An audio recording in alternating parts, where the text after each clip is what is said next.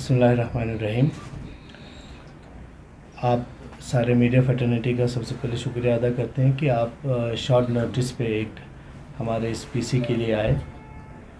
हम सबसे पहले हम एक अनाउंसमेंट करना चाहते हैं आज कि इंडियन यूथ कांग्रेस ने एक इनिशिएटिव लिया है, यंग इंडिया के बोल नाम का एक प्रोग्राम स्टार्ट किया है लद्दाख में, जो पिछले 5 साल से पूरे देश में चल रहा था। और यंग इंडिया के बोल के अंदर हम नए वॉइसेस को हम सामने लाते हैं। इंडियन यूथ कांग्रेस जो है नए वॉइसेस को सामने लाती है और उनको अपॉर्चुनिटी देती है कि वो अपने आइडियाज़ को, अपने राइट्स को लोगों के सामने, आवाम के सामने, गवर्नमेंट के सामने रख सके। तो इस यंग इंडिया के बोल प्रोग्राम का एक 5वां सीज़न किक स्टार्ट हुआ था कुछ दिन पहले दिल्ली में। तो उसका आज हम करगिल में ऑफिशियली लॉन्च कर रहे हैं। इस यंग इंडिया प्रोग्राम के अंदर हम एक स्पीच कंपटीशन जो है वो ऑर्गेनाइज कर रहे हैं। लद्दाख के यूथ के लिए एक अपॉर्चुनिटी है कि वो अपनी आवाज़ को अपने आवाम के सामने, अपने मुल्क के सामने, देश के सामने रख सकें। और इस कंपटीशन में मेल, फीमेल, सोशो रिलीजियस किसी भी ऑर्गेनाइजेशन से कोई भी हो सकता है, वो इसमें पार्टिसिपेट कर सकते हैं। इसमें हमने विनर्स के लिए 10,000 रुपीज़ रखा है जो फर्स्ट इसमें आएंगे, और रनर अप के लिए 7,500 रुपीज़ रखा है। और बेस्ट फीमेल स्पीकर, महिलाओं के लिए बेस्ट फीमेल स्पीकर के लिए भी एक अपॉर्चुनिटी है। बेस्ट फीमेल स्पीकर के लिए भी कैश प्राइज रखा गया है 7,500 के लिए। तो इसमें जो भी शॉर्टलिस्ट होगा वो हमारे फिर नेशनल कंपटीशन के लिए जाएगा। नेशनल में भी पूरा ऑल ओवर इंडिया में ये प्रोग्राम लॉन्च हुआ है, तो हर स्टेट में लॉन्च हुआ है। तो हर स्टेट में एक लास्ट में नेशनल लेवल पे एक कंपटीशन होगा। वहाँ पे ओवरऑल इंडिया से जितने भी स्पीकर्स आए हैं उनके साथ कंपटीशन होगा। वहाँ पे हमारा एक नेशनल प्रोग्राम होगा। वहाँ भी अपॉर्चुनिटी मिलेगी यहाँ के यूथ्स को कि वो अपने आइडियाज़ नेशनल लेवल पे, नेशनल प्लेटफॉर्म पे डिबेट कर सकें। तो ये एक बहुत बड़ी अपॉर्चुनिटी है यहाँ के यूथ्स के लिए कि वो अपनी आवाज़ को उठाएं, अपनी आवाज़ को लोगों तक पहुँचाएं, अपने प्रॉब्लम्स को, लद्दाख के प्रॉब्लम्स को स्पेशली वो हिंदुस्तान के लोगों को बताएं। तो ये लद्दाख में हो रहा है, लेह कारगिल दोनों जगह पे होगा। और पार्टिसिपेंट जो है लेह डिस्ट्रिक्ट, कारगिल डिस्ट्रिक्ट, दोनों डिस्ट्रिक्ट्स के पार्टिसिपेंट के लिए हम इनवाइट करते हैं। तो सबसे पहले लॉन्च ड्यूरेशन इसका अभी हमारा ओपन है, तो अप्रॉक्सीमेट 8 या 10 के बीच में हमारा इसका फाइनल होगा। अभी रजिस्ट्रेशन शुरू हैं। रजिस्ट्रेशंस आप हमारे ऑनलाइन प्लेटफॉर्म के थ्रू कर सकते हैं। वेबसाइट और QR कोड एक है, उसको स्कैन करके अपने आप को उसमें रजिस्टर कर सकते हैं। इसमें आपने जो बेस्ट स्पीकर के लिए, चलिए जो 10,000 तक तो ठीक है, जो बेस्ट स्पीकर का आपने वो रखा है, आपने पर्टिकुलर, फिर उसके बाद जो जीतता है वो कांग्रेस के स्पोक्समैन के लिए आप ले रहे हैं। जो नहीं बैठना चाहते उनके लिए अल्टरनेटिव हमने क्या सोच रखा है? नहीं, अगर जो नहीं बैठना चाहता है फ्रीडम है यहाँ पे, कोई किसी के लिए क्या होगा फिर अल्टरनेटिव? नहीं, उसके लिए अपना कैश प्राइस उसका रहेगा। अगर वो हमारी पार्टी के साथ जुड़ना चाहता है तो एक प्लेटफॉर्म है कि वो एक पॉलिटिक्स में इंटर कर सकते हैं। हम इसके बाद जो भी इसमें शॉर्टलिस्ट होंगे उनको हम नेशनल स्पोक्स पर्सन के लिए भी अपॉर्चुनिटी है, स्टेट स्पोक्स पर्सन के लिए भी अपॉर्चुनिटी है, और डिस्ट्रिक्ट स्पोक्स पर्सन के लिए भी अपॉर्चुनिटी है। अगर कोई इसमें इंटरेस्टेड है तो वो हमारे साथ जुड़ के काम कर सकते हैं।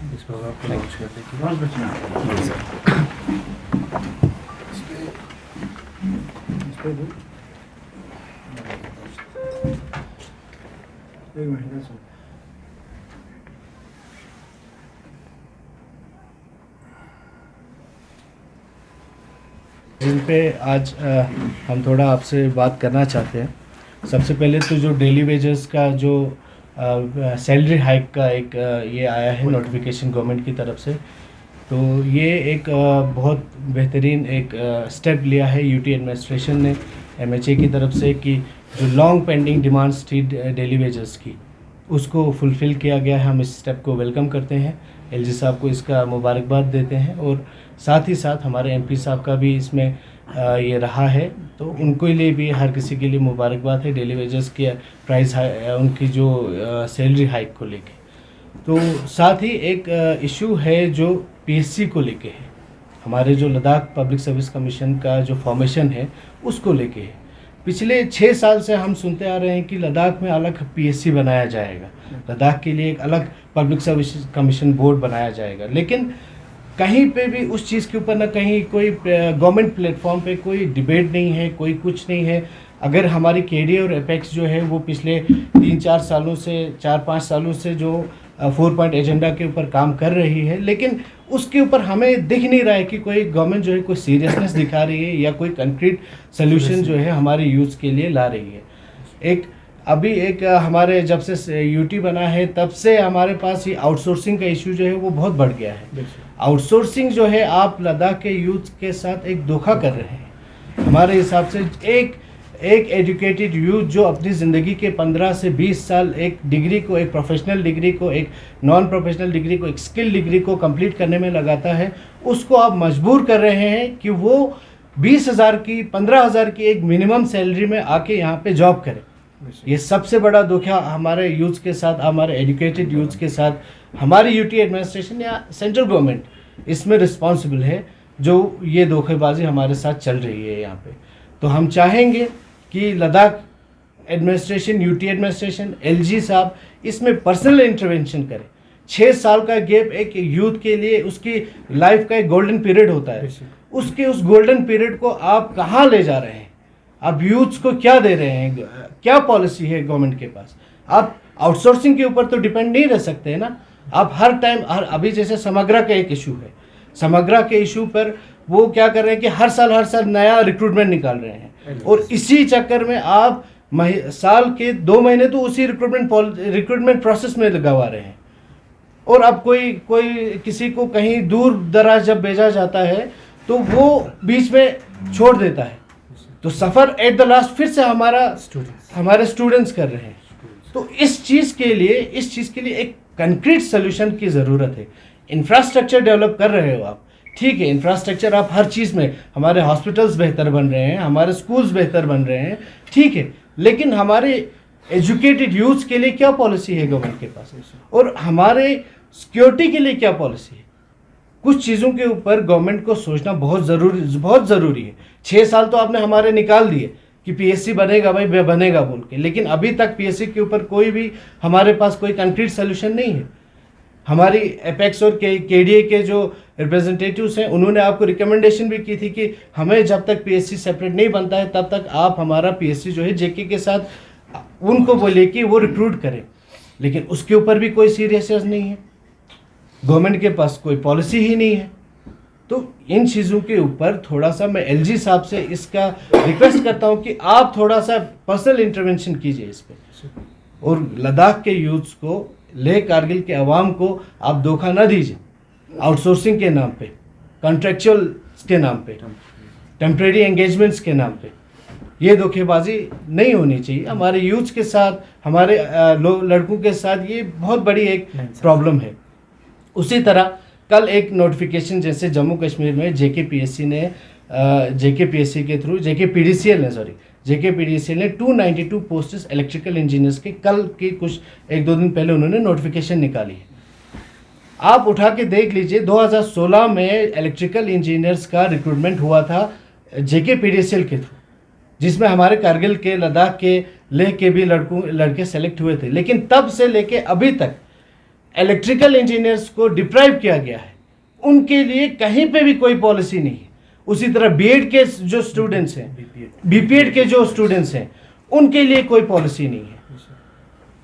या तो फिर आप बंद कर दीजिए जो कॉलेज आपने खोल के रखे हैं इलेक्ट्रिकल, यहाँ पे जो इलेक्ट्रिकल इंजीनियरिंग्स करवाते हैं, जो पॉलिटेक्निक्स करवाते हैं, उनको बंद कर दीजिए, फिर हम बैठेंगे अपना काम करेंगे, जो कुछ ना कुछ हम संभाल लेंगे।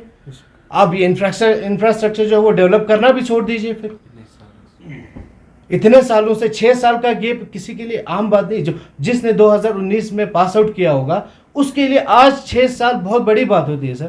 तो ये चीज़ों को एड्रेस करना यूटी एडमिनिस्ट्रेशन को, ये बहुत ज़रूरी पॉइंट्स हैं, इनके ऊपर एड्रेस करना चाहिए और बहुत जल्द करना चाहिए। चलिए, ये इश्यूज से रिलेटेड अगर हम पूरे लद्दाख की इश्यूज की बात करें, मंजूर साहब से मैं इसका आंसर जानना चाहता हूँ।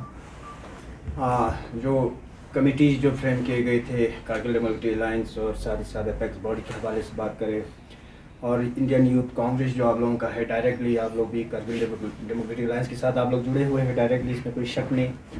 और कल फिर रिसेंटली जो खुतबा हमारे जनाब हुज्जतुल इस्लाम शेख नाज़िरुल मेहदी साहब का भी आप लोगों ने सुना होगा।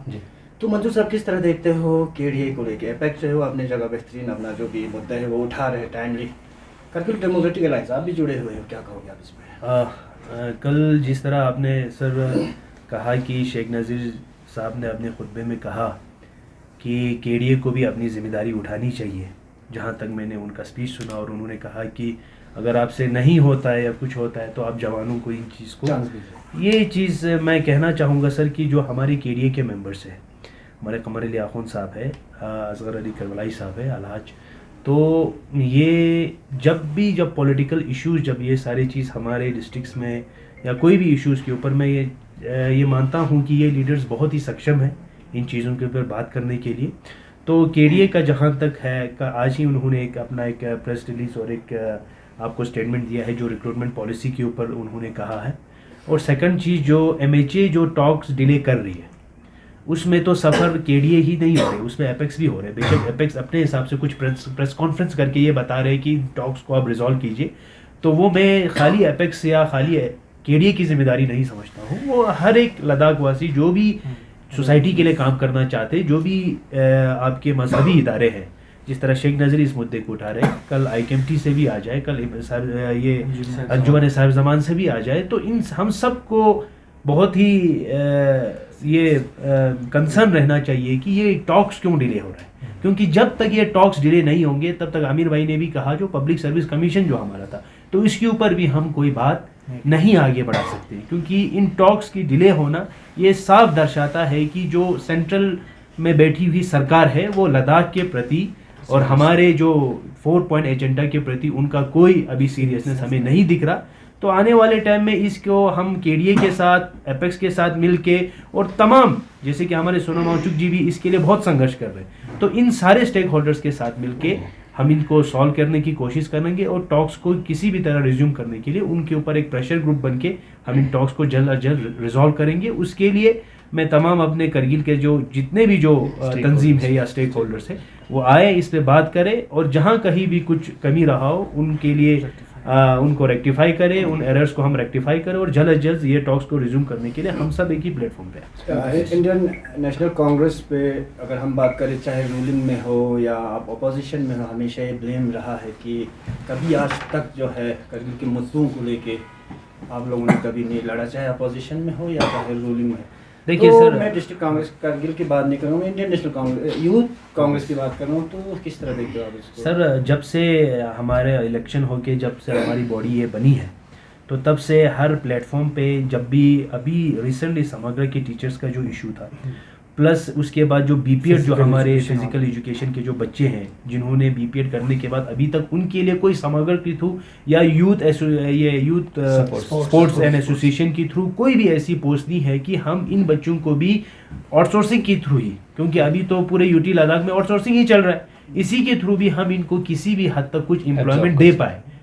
तो इसके लिए भी जो बीपीएड वाला मुद्दा है वो यूथ कांग्रेस जो है वो उठा रही है। साथ में आपको 292 पोस्ट जो हमारे स्टेट प्रेसिडेंट आमिर भाई ने कहा, जो इलेक्ट्रिकल के पोस्ट है, आफ्टर एब्रोगेशन जब हमारे ये दो जो ऑर्गेनाइजेशन जो है स्टेट पीडीडी और लद्दाख यूटी पीडीडी जो अलग हुए, उसके बाद ये भी पॉलिसी नहीं है कि इन दोनों में किस तरह हम नए इंजीनियर्स को रिक्रूट करें। तो इनके मुद्दे और कोई भी मुद्दे जो आज हमें यूथ लेके आ रहे हैं, तो हम हमेशा उन मुद्दों पे बात कर रहे हैं। तो हमारी बॉडी बन के भी 1-2 महीने ही हुए, तो चाहेंगे कि आइंदा भी बहुत सारे मुद्दों पे हम बोले, और बेशक ये शिकायत लोगों का रहना भी चाहिए कि हम नहीं कर रहे हैं, लेकिन हम ये कोशिश कर रहे हैं कि कुछ हद तक हम इन चीज़ों को पूरा करेंगे, और सारी शिकायतों पे जो हमें जेन्युइन लगे, जिसके पास हमारे पास डॉक्यूमेंटेड प्रूफ हो, और जिसको यानी प्रोटेक्ट करने के लिए वो सारे हमारे पास डॉक्यूमेंट्स हो, तो उन बातों को हम हमेशा आप लोगों के सामने रखें। मंजूर साहब, अभी रिसेंटली सुनने में आया कि पीडीडी डिपार्टमेंट अब प्राइवेटाइज होने जा रहे हैं।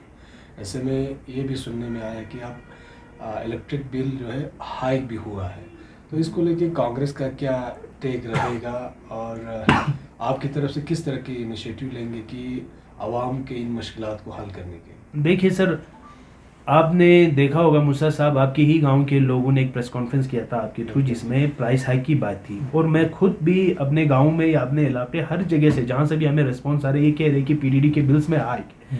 तो इसमें सरकार को इंटरवीन करना है, और हमारे जो लद्दाख ऑटोनोमस हिल डेवलपमेंट काउंसिल की जो अभी सरकार है, जो एग्जीक्यूटिव काउंसिलर जो इनके साथ अभी कोलैबोरेट में है, उनको आना चाहिए और इनको देखना चाहिए कि ये क्यों आ रहा है।